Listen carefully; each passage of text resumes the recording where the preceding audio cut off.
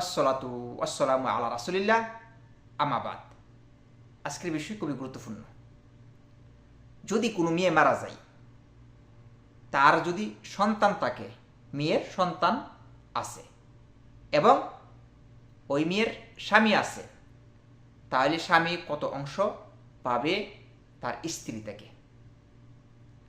যদি কোনো মেয়ে মারা যায়, স্বামী আছে, তার সন্তান আছে, তাহলে স্বামী পাবে 4/1 অংশ। কেন?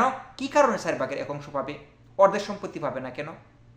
কারণ আল্লাহ পবিত্র কুরআন কারিমে বলেছেন যে ফাইন কানা লাহুন্না ওয়ালাদুন ফালাকুমুর রুবু মিম্মা তারাকনা। যদি কোনো মেয়ে মারা যায়, তার স্বামী আছে, তার সন্তান আছে, মেয়ের স্বামী আছে এবং সন্তান আছে, তাহলে স্বামী কতটুকু অংশ পাবে? 4/1 অংশ পাবে। মানে শর্ত কয়টা? একটা শর্ত কি? একটি শর্ত কি? যদি সন্তান থাকে, স্বামী 4/1 অংশ পাবে। আর যদি সন্তান না থাকে, তাহলে স্বামী কত পাবে? স্ত্রীর অর্ধেক সম্পত্তি পাবে। এই দুইটি বিষয় আপনারা জেনে নেবেন। একটি উদাহরণ দিই আপনাকে। 1 নম্বর উদাহরণ, কোনো মেয়ে মারা গেছে, তার স্বামী আছে এবং একটি ছেলে সন্তান আছে।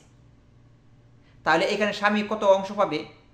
4/1 অংশ পাবে। এগুলো ফরজ, স্বামীটা নিয়ে নিবে 4/1 অংশ নিয়ে নিবে। কেন 4/1 অংশ নিবে? কারণ হলো তার সন্তান আছে। যদি সন্তান না থাকতো তাহলে মানে কতটুকু নিত?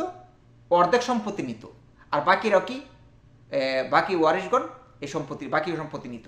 কিন্তু এখন যেহেতু ছেলে আছে, যে মেয়ে মারা গেছে তার ছেলে আছে, এর জন্য স্বামীর সম্পত্তি কতটুকু নিবে? 4/1 অংশ নেবে।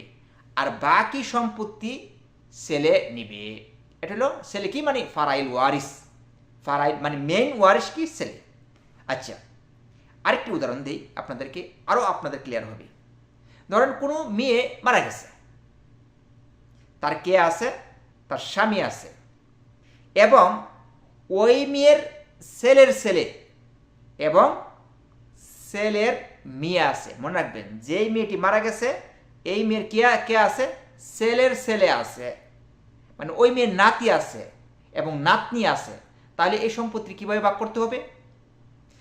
কারণ এখানে যেহেতু মানে কি শর্ত কি? স্বামী কখন 4/1 অংশ নিবে? যখন ফারাইল ওয়ারিস থাকে। ফারাইল ওয়ারিসকে আগে জানতে হবে। ফারাইল ওয়ারিস হলো ছেলে, ছেলের ছেলে যত নিচে যাবে, অথবা ছেলের মেয়ে এবং তার যদি আপন মেয়ে থাকে, এরা হলো ফারাইল ওয়ারিস।